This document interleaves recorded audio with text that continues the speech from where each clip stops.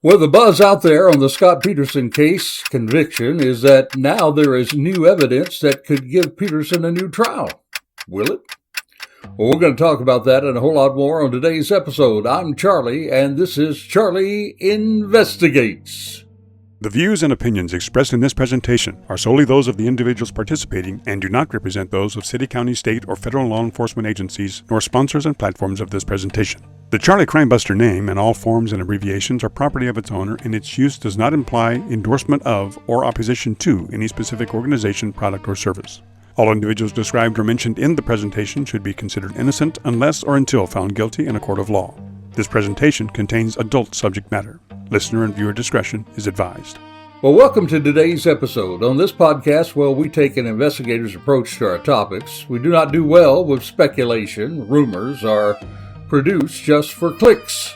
We simply follow the evidence. Now, if you like this approach, please subscribe, rate it with a 5-star review, and share it. This way, we're able to get the podcast out to more people. It makes us more accessible and more visible on that super internet highway. So please take a moment, subscribe, rate, and share. The following podcast is brought to you by PeacemakerNetwork.com. PeacemakerNetwork.com. Audio is provided by Pixabay.com. That's Pixabay.com. All right, now we're getting started. Let's first of all just check our evidence locker. We currently have 2 open claims. First, the question of the burglary and if it impacts the timeline. Second, there is the question of eyewitnesses. Neither of those in our investigation thus far, taking it from the very beginning, going back over this case, has been resolved. But today we're going to follow the timeline. We're going to see where these might fit into the investigation as we develop a timeline worthy of the courts. When we left off, we did begin to consider the knowledge of the innocent project, and we were at that point finding ourselves that we had cops on the scene. Let me just take a moment and share an investigator teaching moment with you as we get into this case. One of the things that a disciplined investigator has to constantly check themselves on is, what we call running ahead of the investigation. You see, it's easy to see something, go chase it, and get off the investigative path. In those instances, what you should do is note it, unless it's critical or something that you might lose if you don't chase it right then. You don't want to lose it, but then you want to return to your path so that you can make sure that you're making a thorough investigation that will hold up in court. And that's the difference in the Charlie Investigates. We're not driven again by drama or sensational news, just a commitment to investigate for the truth. So week 1 in the investigation, I think it's probably one of the most critical ones. You see, the first patrol officers, they arrive at the Peterson residence, that is, on the evening of December the 24th, 2002. Now, you got to keep in mind, they were not responding to a homicide. At that point, they were responding to the report of a missing pregnant woman. At that moment, they had no way of knowing whether Lacey Peterson had been injured, left voluntarily, or maybe became stranded somewhere, or, unfortunately, maybe become the victim of a crime. The first responsibility is simple: determine the nature of the emergency. Now, we're going into detail on these things because there has been accusations that the police did not investigate this crime properly. Recently, it's come to the attention of many people that there may be problems with the investigation. So that's why we want to watch this investigation as it unfolds very thoroughly. So here we have officers making contact with Scott Peterson, and they will begin to ask the questions that every experienced patrol officer asks in a missing person investigation. Questions like, when was Lacey last seen? What was Lacey last wearing when you saw her? Where had Scott been that day? When did he return home? You're certainly going to ask the person who's making the claim that his wife is missing. You're going to ask those questions. It doesn't mean that he's guilty. It's just certain things you're trying to do to get a timeline, to get your handle on this missing person case.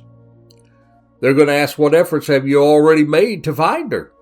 Sometimes, it's just that someone went to a friend's house and suddenly you think they're missing. Then they're going to ask, have family members or friends heard from her? And a very important one, was there any medical condition or circumstances that might place her in immediate danger? Now, of course, the officers have been told already, even on the first 911 call, that Lacey was pregnant, around 8 months pregnant. So that's something that you need to understand as you're looking for this pregnant woman. Now, as Scott answered those questions, please understand officers were not conducting an interrogation. I heard, a podcast or someone on news or something or other was saying, well, he was interrogated several times that first day. No, he wasn't. He was interviewed. There is a big difference between an interrogation and an interview, and podcasters should understand the difference. You see, at this point, they were gathering the basic facts needed to launch a search. Then they would turn, notify detectives, and then they would begin to build that investigation's first timeline. Every answer that Scott provided becomes a lead to be followed. Every location he and others mentioned would eventually need to be verified. Every name that he gave the investigators, well, that name could become a potential witness. Now, at the same time, I've got to share with you, officers were doing something that can't be taught from a checklist. They were simply observing. And in observing, sometimes officers have gut feelings. In fact, I'm writing a book right now on Awaken the Giant Within You, the Guardian Angel Within You, I call it. And in that, there is a whole lot of emphasis on gut feelings. You see, gut feelings sometimes isn't just something you feel in your gut. It's taking knowledge that you have had in the past, and you're running that knowledge through your mind, and that knowledge that you have from past experiences sometimes will connect with a gut feeling. So it isn't just some magical thought that just appears in your mind. It comes because of the experience that you've had. So they are observing, and they're basing their observations on certain experiences they've had in past investigations. They would note Scott's demeanor. Lots been said in this investigation about Scott's demeanor. Well, that's something you're going to note. Doesn't mean that he's guilty or not guilty. It just means, hey, this demeanor may be a little different from what we're used to, and does that demeanor mean anything else? They're going to look at how he responded to questions, what he volunteered without being asked, and even how he interacted with those around him. So this is something that every police officer and every investigator does. You do what you are taught to do. You observe. Very important to observe. Now, as officers worked the scene, they naturally did begin to make mental and perhaps written observations. Keep in mind, these are not conclusions. These are just observations. They may or may not get put into the case. You see, one officer did note that Scott voluntarily produced a receipt documenting part of his day even before anyone had specifically asked for proof of his whereabouts. So is there a reason that he did that? Maybe, or maybe not. Maybe he's just very articulate about things. Maybe he just had that receipt there right in front of him. Or maybe he was trying to prove an alibi because he was trying to make the officers or help the officers to realize he wasn't a part of the crime. Well, we don't know at this point, but sometimes when people go overboard to show you something, they're trying to simply take your eyes off the ball. Well, at this point, we don't know. What we're going to do, we're going to just observe it. We're going to probably make a note that he gave us this receipt. We didn't even ask for it. So another one recalled that Scott appeared concerned, actually, when an investigator opened the truck door to look inside, it bumped against the car. So he had asked whether that door had contacted another vehicle. Now, keep in mind, your wife or your spouse or your loved one, your son, your daughter, your father, your mother is missing. You might be a little frantic. Well, the reason I say you might be a little frantic, you were certainly concerned enough that you contacted the police. So there is some feeling inside you that, hey, my wife is missing. During that time, would you be concerned about, maybe somebody opening the door and it touched against another door? A lot of people would not be. A lot of people would only be focused on the fact that their wife or spouse is missing. And there are some people, maybe they're just that kind of person, they have that kind of personality that even in the midst of that, they would do that. Doesn't mean one way or the other, but it does mean something else that you're going to observe. So are you seeing what the detectives and what the first responders are seeing during that first day? They come there, he offers an alibi without being asked for it. He's concerned about this door hitting another door in the midst of this frantic look for his pregnant wife. Does that mean anything? Right now, it's just an observation. They recorded the observation, and they did what other experienced investigators do, and they moved on. Now, whether these details ultimately prove meaningful, or maybe were simply the actions of a stressed husband, that's a question for the investigation, but it's not an immediate conclusion. These were simply the kinds of observations that experienced officers document at the beginning of every significant investigation. And they do understand that most will ultimately mean very little. But a few may help later explain the bigger picture. You see, there were both patrol officers and detectives that did play a very major role in this case. I really loved being a patrol officer in my own law enforcement career. As someone once said about patrol, well, where else could you get a front seat on life? You see, patrol officers will answer the question, what is happening right now? While detectives, on the other hand, are simply asking, well, what really happened? So within minutes, what had begun as a missing person call, well, it was becoming something larger. Detectives were notified. Additional resources were requested. And the search for Lacey Peterson was officially underway.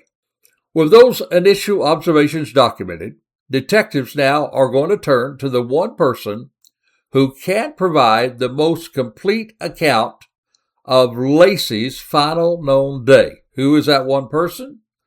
You always start with the victim, and then you reach out to those people that are closest to the victim. And in this case, it's certainly going to be her husband, Scott Peterson.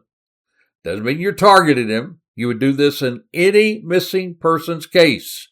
You're going to reach out and look to the person that's closer to the victim. And we do have his first official interview. And we're going to tell you about that in a moment. But right now would be as good time as any for us to break for a quick moment and share with you our weekly Charlie's Crazy Crook story. And we're going to see who gets the golden handcuffs this week. So now it's time for Charlie's Crazy Crook. Well, it's time once again to present the Charlie Crimebusters Golden Handcuffs Award, where we honor the criminal who will prove that common sense isn't always part of the getaway plan. And this week's winner? Well, it takes us not to Florida this time. We're not even going in America. We're going to Manchester, England. Yep, crazy crooks are all over the world. Well, in Manchester, England, police were investigating a burglary that they found very helpful in finding one clue. Not from forensic science, not from surveillance cameras, but from the suspect himself. You see, while climbing through a window, the burglar got stuck. Not for a few seconds, not for a minute. He became so hopelessly wedged between the window frame and the wall that he couldn't free himself. Neighbors eventually heard him yelling for help, and as a good neighbor, they called the police. Can you imagine this guy sitting in the cell with his cellmates, and one of them looks over and says, "Hey, what are you in for?" "Well, breaking and entering." "Well, how'd you get caught?" "I couldn't back out." Yep, he was charged with burglary and an aggravated lack of pure common sense. Congratulations. This week's Golden Handcuffs Award goes to the burglar who successfully broke in, but completely failed in the getting away part of the plan. And that, my friend, is Charlie's Crazy Crook of the Week. Well, now, as I always say, crime doesn't pay, and apparently neither does poor upper body flexibility with this week's Crazy Crook. So, back to our investigation. Now comes what we call the more formal interview with Scott Peterson. They had been talking to him from the time they arrived, police officers and others. But you see, this is where a lot of people don't understand the real actions of investigations. Many people assume that every police interview begins with, "You have a right to remain silent. Anything you say will and can be held against you in a court of law." Well, in reality, that's not really how investigations usually work. Sometimes and often, a person will come to the station voluntarily. They were not under arrest. They were not in custody, so it's not a custodial interview. It's not an interrogation, and therefore they aren't Mirandized. Now, although this would become one of the most scrutinized interviews in the case, it is important to understand what it was and what it wasn't. Scott Peterson was not under arrest. He had not been charged with a crime, and detectives were still at this point investigating the disappearance of a missing pregnant woman. And because the interview was voluntary and Scott was not in custody, detectives did not advise him of his Miranda rights before questioning. The judge agreed with this in the court proceeding because they allowed this interview to be shown. Their objective at this point is to gather information, establish a timeline, identify the witnesses, and then, of course, you got to verify the facts that Scott and others provide. So detectives begin by asking Scott Peterson to walk them through his day, from the moment he woke up on Christmas Eve until he returned home that evening. Now, even though we've talked about that day before, right now we're looking at it in the eyes of the detectives and what he is now telling the detectives in this recorded interview. And according to Scott, he and Lacey got up that morning, spent some time together, and he prepared to leave. He told investigators that Lacey planned to spend the morning at home. She intended to do some household chores, bake cookies, mop the floor, and walk the family dog, Mackenzie. He had already told investigators she was wearing a white top with black maternity pants and that she was barefoot. But when she walked the dog, she wore white tennis shoes. So get that description. It's very important. According to him, she was wearing a white top, black maternity pants, and she wore white tennis shoes. I'd make a note in your own little investigator's notebook about that, particularly the shoes. Scott then told the detectives that he drove to his warehouse before he was headed out to the Berkeley Marina. Investigators later verified that he was at the warehouse that morning. Although the exact sequence and timing of his activities, well, that's going to become a part of a broader timeline that they work to reconstruct. But according to Scott, he left home that morning, drove to his warehouse. There he prepared for his fishing trip. He had mentioned that he was going to play golf, but it was too cold to play golf, so he was going to go fishing out into the ocean. And then that he loaded or he attached his recently purchased aluminum fishing boat. And then he drove to the Berkeley Marina. He told detectives he launched the boat, fished along for a short period, then returned to the warehouse before heading home later that afternoon. Scott told detectives that when he arrived home, well, he found the house empty. Discovered that Mackenzie had already been returned to the yard with the attachment of the leash. And then after not finding Lacey, he began to contact family members, and then the call was made to 911 to report her missing, we know now, by Ron, the partner of Lacey's mother, Sharon. Now, keep in mind, for investigators, the account is not a conclusion. Again, it's not a conclusion, it's a starting point. Now, every time, every location, every activity, and every person Scott mentioned becomes another point on an investigative timeline. One that detectives would spend the following days and weeks attempting to verify. They would do that through witnesses, receipts, phone records, physical evidence, other investigative leads. You see, my friend, real investigations do not solve crimes in a 60-minute TV episode, nor even in an hour podcast. It is grueling attention to each detail that requires time. And please keep in mind, investigators are not asking because they distrust Scott. See, there's just not enough information gathered at this time to really confirm trust or distrust. They're asking because every statement needs to be verified. Let me give you an example. You went fishing. Great, we'll verify that. You said you launched at Berkeley Marina. We'll verify that. You said you bought bait or tackle. We'll verify that.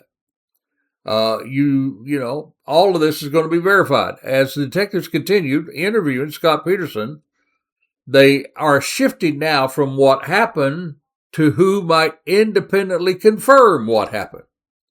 Good investigations are built on independent verification. Let me say that again. Good investigations are built by independent verification. There is a very well-known podcaster today who's throwing out all kinds of things about the Charlie Kirk investigation. But one thing that particular podcast is very, very popular doesn't bring with her accusations. She doesn't bring independent verification. So you need that independent verification. And in the Scott Peterson case, that's very important. Detectives wanted to know who might have seen Scott or Lacey that day, who spoke to either of them, and who could confirm the key events along the timeline. They would be talking to neighbors, family members, co-workers, store employees, marina personnel, and anyone else that Scott identified would eventually become a part of this investigative puzzle. Even people who appear to have only a small piece of information can help establish times, locations, and movements. Every witness can become a piece of the timeline. Some will confirm what the investigators already been told. Others might provide new information, and just occasionally one witness can change the direction of the entire investigation.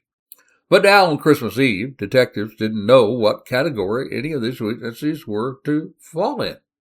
Their job simply identify them, interview them, let the evidence determine where the investigation will go next. Now keep in mind, friend, at the same time that this is happening, there are other officers, there are other volunteers, there are other people desperately searching. One witness is a story, but 20 independent witnesses can really begin to establish a timeline. Now, outside the interview room, Christmas had arrived. Families across Modesto were opening presents, gathering for dinner, and celebrating the holiday. But for one family, Christmas had become a standstill. And for the detectives, there will be no holiday. The search for a missing pregnant woman is just beginning. The investigation has now entered into the verification phase. Beginning on Christmas Eve and continuing over the next several days, crime scene investigators will conduct a systematic examination of the Peterson residence. Their task was not simply to look for evidence of a crime, but to carefully document the home as they found it. They are simply searching for anything that might explain Lacey's disappearance or indicate whether foul play had occurred. While search teams would look and work to find Lacey, detectives would begin to locate witnesses, while at the same time, crime scene personnel will produce the evidence. Others will verify the timeline. But keep in mind now, resources are probably more limited than they would have been on a normal weekday. Many businesses will be closed. People are with their families. Holiday schedules of travel will complicate interviews and searches. But the urgency of finding a missing woman, 8 or 9 months pregnant, will admit that this investigation will move forward despite the holiday. Even in the early morning of Christmas Day and beyond, CSI teams began a much closer observation of the premises. They would photograph, document rooms. They would look for signs of forced entry or maybe a struggle. They would even note the condition and location of personal items, like, say, Lacey's purse, her keys, her shoes, and vehicle. They would begin to identify items that might warrant a more forensic examination. Crime, my friend, has no holidays. While families were gathered around the Christmas tree, spending time with their families for the next few days, well, investigators would examine the kitchen, the bedroom, laundry area, the garage, Scott's truck, Scott's boat, common in any investigation. And on Thursday morning, December the 26th, less than 48 hours after Lacey was reported missing, well, the examination continues, but now they're executing search warrants.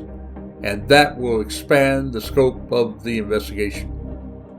At first, Scott Peterson cooperated with investigators and allowed them to examine home, warehouse, and vehicles without a warrant. But by December the 26th, detectives now have reached a point in every major investigation that eventually usually reaches. Rather than relying on consent, they sought a search warrant from a judge. And this gives investigators now the legal authority to conduct a more thorough examination and to collect evidence, of course, under judicial oversight. It is important to realize that this now is a transition in the case. You've seen this before, but maybe you didn't realize it. There are literally 3 different types of activities that people often lump together. There is the activity of initial observation and documentation. This is like after responding to the 911 call, officers enter the home lawfully as part of a missing person response. At that point, they can, without a warrant, make sure no one was inside, look for obvious signs of injury or foul play, observe, document anything in plain view. They can take notes. They can take some photographs as part of documenting the scene. But that's not the same thing as executing a search warrant. Later on December 24th, they also know that Scott consented to investigators looking through his residence, going with him to the warehouse, and even looking into his truck. Now, again, that consent allowed detectives to look in spaces that Scott permitted. But this is different from a search warrant. There's initial observation, there is consensual, and then there's a search warrant. All 3 are different things. And once they obtain the search warrant, well, it changes. Now CSI personnel can be much more thorough. And I might add, at this point, they do not need the consent of Scott or anybody else for this search. They're going to look and collect evidence. They're going to look for trace evidence, biological evidence, detailed photography. They're going to take measurements. They're going to seize property. They're going to submit some of this stuff to the laboratory. This is what we think of as a true forensic processing of a crime scene, and they have a search warrant to do it. Collected evidence can include the evidence can include computers. It can include clothing, financial records, any other material that might assist in reconstructing the timeline. Now, there's a key witness, and there is a key question. The key question now is this. While looking, was there the evidence of violence? You see, one thing the initial examination did not reveal was obvious evidence of a violent struggle or forced entry inside the home. There was not that evidence of a violent struggle or forced entry inside the home. Now, that didn't tell investigators what happened, but it did shape questions that they would pursue next. It meant they had to continue to look beyond the residence, at the same time carefully preserving, analyzing everything they documented inside. Let me make one more investigative point before we leave today's podcast. You might want to put this in your investigator notebook. The absence of evidence can be just as significant as the presence of evidence. Think about that.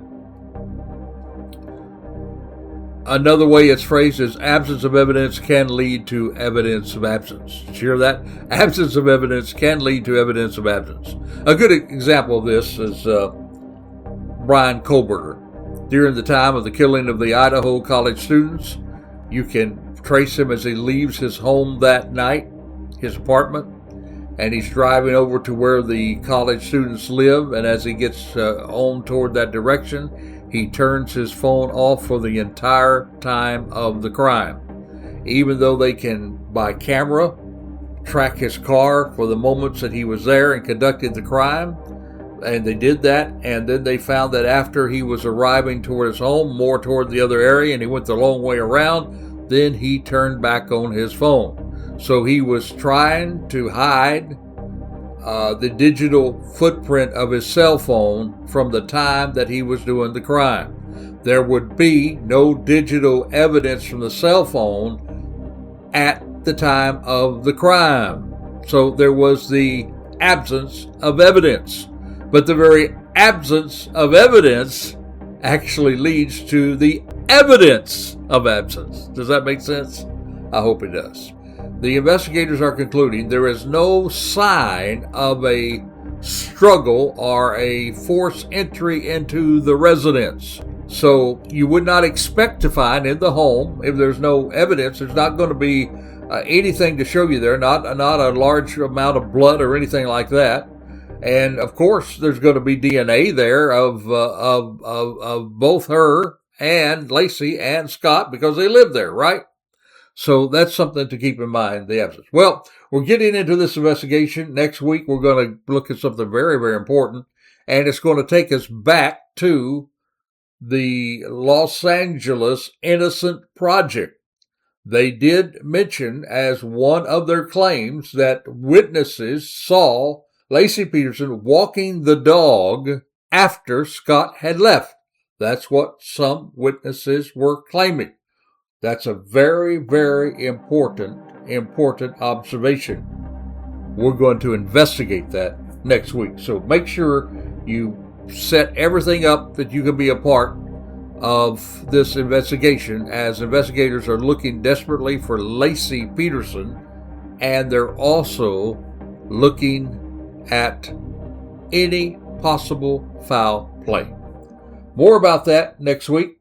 Thank you for joining us. Until this time next time, I'm Charlie, and this is Charlie Investigates. You've been listening to Charlie Crimebuster Investigates. You can find more Charlie Crimebuster Investigate true crime podcasts on your favorite podcast platforms. We would like to thank our hosting service, Libsyn.com. We would also like to thank our sponsor, the Peacemaker Network, and encourage you to support the first responders, military, and law enforcement personnel by contributing to the Peacemaker Network. That's peacemakernetwork.com. All music and sound effects are courtesy of Pixabay.com. You can also support us by subscribing to our YouTube channel, tag @CharlieCrimebuster, and then click the subscribe button. By doing so, you'll be notified each time we drop one of our shows. Another more convenient way for you to listen to our podcasts are for you to say to your smart speaker, play Charlie Crimebuster.